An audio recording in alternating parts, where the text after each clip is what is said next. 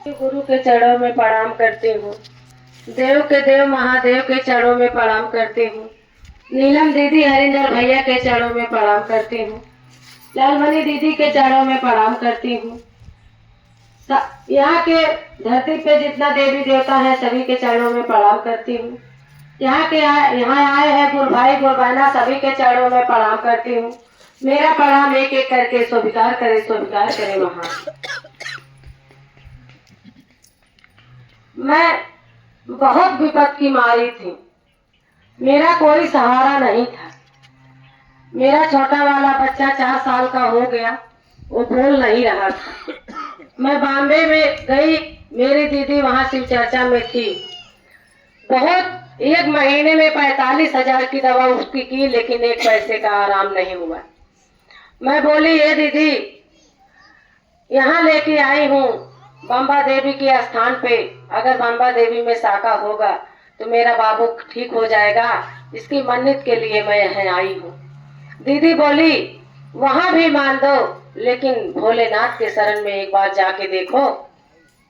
मैं बोली मैं तो अभी भोले बाबा के बारे में नहीं जानती हूँ दीदी, आप जानती हो तो आप ही मान दो। अगर आपके कहने से मेरे बाबू ठीक हो जाएगा तो मैं अपने घर पे जाके चर्चा कराऊंगी। तो मेरे दीदी बोली वहाँ पूजा कर रही थी, तो दीदी के साथ मैं भी बैठी। दीदी पूजा कर रही थी तो मैं भी वहाँ जाके पूजा कर रही थी। हे भोले बाबा, जैसे सबके लिए आप हो वैसे हमारे लिए भी आप हो।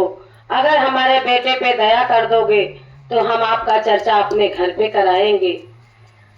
वहाँ चर्चा की, उसी ही रात में मेरा बाबू जैसे पहले परेशान होता था उसी तरह उसी रात में परेशान हो गया।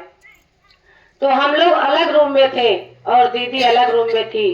तो रूम से मैं फोन कर रही थी, रो रही थी। दीदी बोली क्या है? मैं बोली दीदी बाबू भी फिर वैसे हो गया। तो दीदी उठी, रात को नहाई, भोले बाबा के भाभूत ले जाके बाबू को लगाई।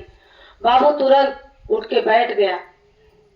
मैं बोली हे भोले बाबा, आप में शाखा है। जब दीदी भोलेनाथ को मनाई थी तो वहां से मैं दर्शन वर्शन करके घरे आई। आज तक मेरे को वहां गए 3 साल हो गया, लेकिन उस स्थिति में मेरा बेटा अभी तक नहीं हुआ। मैं उसी दिन से भोले बाबा को मान ली। हाँ, भोले बाबा तो दानियों के दानी है, बहुत दया है भोले बाबा में। मैं नहीं जानती थी, अनबुझ थी, लेकिन जब से मैं भोले बाबा में जुड़ी थी, भोले बाबा हमको बहुत दया दिए, बहुत दया दिए। मैं वहां से आई तो बोली चर्चा मैं किससे करवाई? तो सब लोग चर्चा करवाते थे। तो बोली एक लालमणि दीदी है, यहाँ साहेगंज की तरफ से आती है कहने। तो संपर्क की, नंबर मिला, नंबर से दीदी को बुलाई। जब मेरे घर पर दीदी चर्चा करने के लिए गई थी तो मेरे घर नहीं था, करकर था, उसके सामने मड़ई थी। मैं अपने द्वार पे पल्ली डाल के शिव चर्चा कराई थी। दीदी मेरे लिए दया मांगी थी।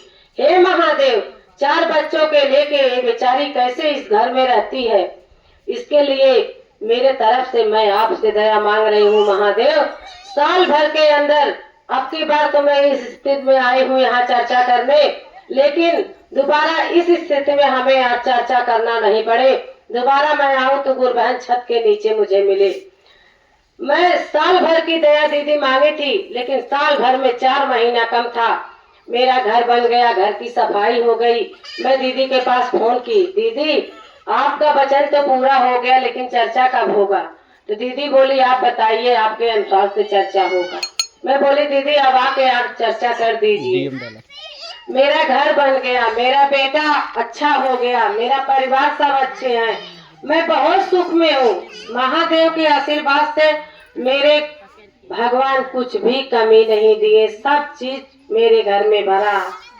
लेकिन आज वही जिसके लिए मैं दया मांगी थी, जिसके भरोसे मैं इस दुनिया में चल रही थी, आज वही दीदी हम लोग का साथ छोड़ के दुनिया से चली गई। जितना वचन दीदी की थी, मैं इसी महीने में 4 तारीख को दिन रखी थी चर्चा कराने को, लेकिन इसके पहले लालमणि दीदी इस दुनिया से चली गई।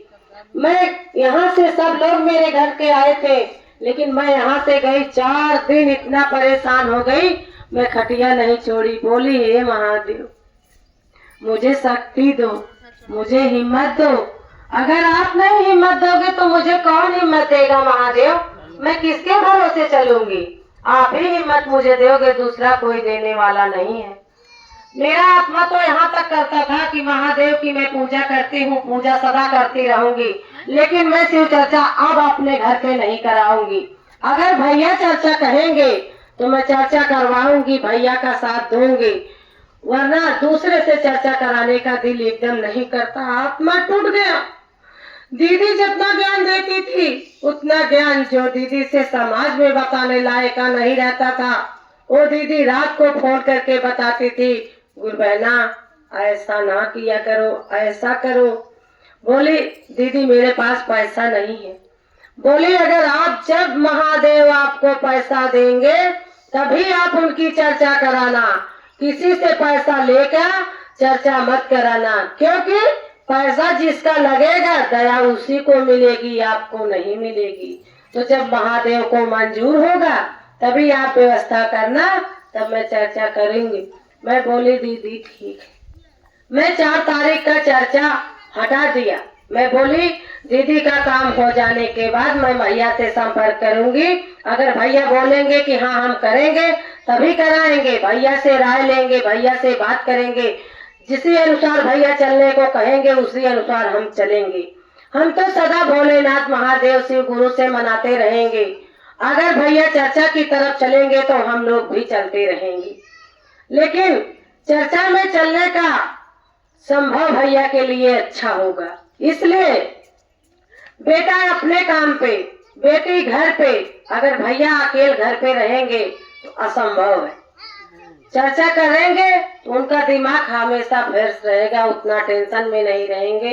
हे महादेव बहुत दया मिला हमें, इससे ज्यादा दया क्यों ना दे पाई। हम केहू देवी देवता के ना जानी जितना अपने महादेव के जानित है। अगर हमरे कोनो दुख आवे वाला पाए तो ये हमरे हाथ के कंगन तराक से टूट जाता है, लेकिन हमरे ऊपर दुख ना आए पावत।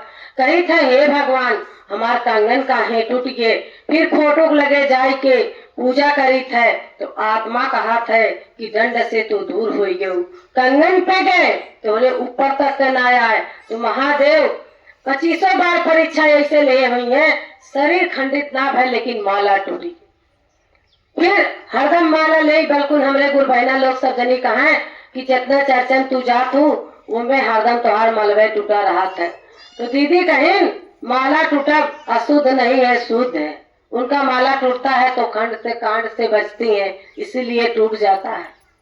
तेल आलमनी दीदी आप तो धरती छोड़ के चली गई, लेकिन आपके आत्मा की शांति महादेव सदा रखे, आपका आत्मा शांत रहे। आपके साथ साथ हम लोग भी आपके पीछे पीछे, जैसे आपका आत्मा लास्ट हुआ है वैसे हम लोग का ही चलते बोलते शिव चर्चा सुनते ही हम लोग का प्राण महादेव ऐसे ही त्यागे।